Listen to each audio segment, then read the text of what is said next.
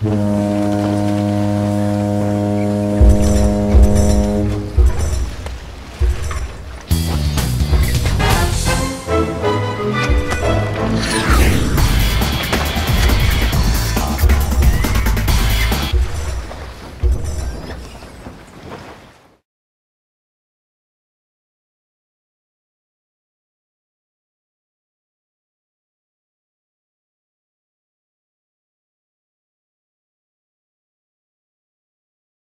tout le monde, comme tous les médias, le jeu vidéo propose des œuvres pour tous les publics. Aujourd'hui je vous présente Tony Hawk's Pro Skater 1+2, un remake de deux jeux sortis en 99 puis en 2000 sur la première PlayStation.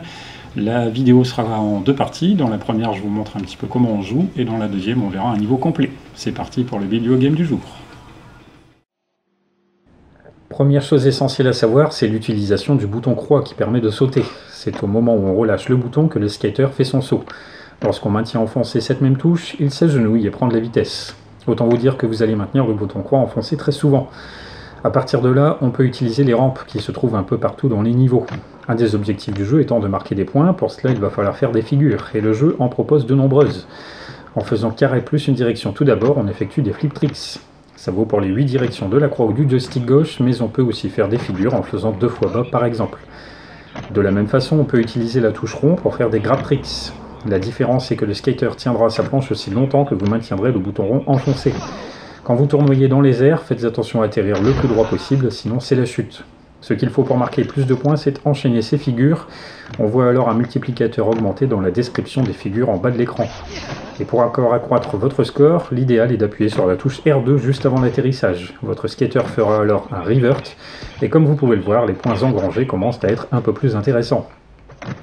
On continue avec ce qu'on appelle le grind, c'est-à-dire le fait de glisser sur des barres ou à peu près tout ce qu'il y a à bord. On effectue cette action avec la touche triangle, le plus difficile ici c'est de maintenir l'équilibre. Bon à savoir, en accumulant les points, on remplit la jauge de spécial en haut à gauche de l'écran. Quand celle-ci est pleine, ça nous donne deux avantages. Le premier c'est de rouler plus vite, et le second c'est de pouvoir effectuer des figures spéciales qui rapportent beaucoup de points. Ici, je viens de vous montrer le 900 degrés, soit 2 tours et demi, une figure très difficile dans la réalité, rendue célèbre par le non moins célèbre Tony Hawk, qui donne son nom au jeu. Dernière figure importante, les manuals. Pour passer dans ce mode, il faut soit faire bas-haut ou haut-bas, comme avec le grind, il va falloir maintenir votre équilibre.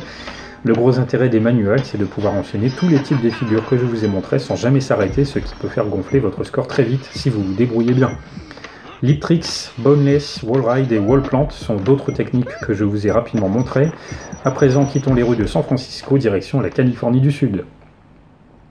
Comme je le disais auparavant, dans les nombreux niveaux du jeu, certains de vos objectifs sera de marquer des points.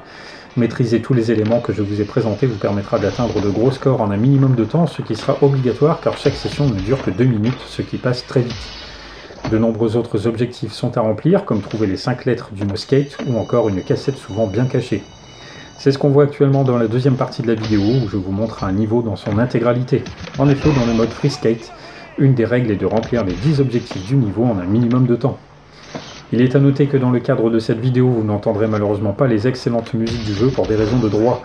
La playlist de Tony Hawk se compose d'une 50aine de morceaux mélangeant rock, punk, hip-hop ou encore metal.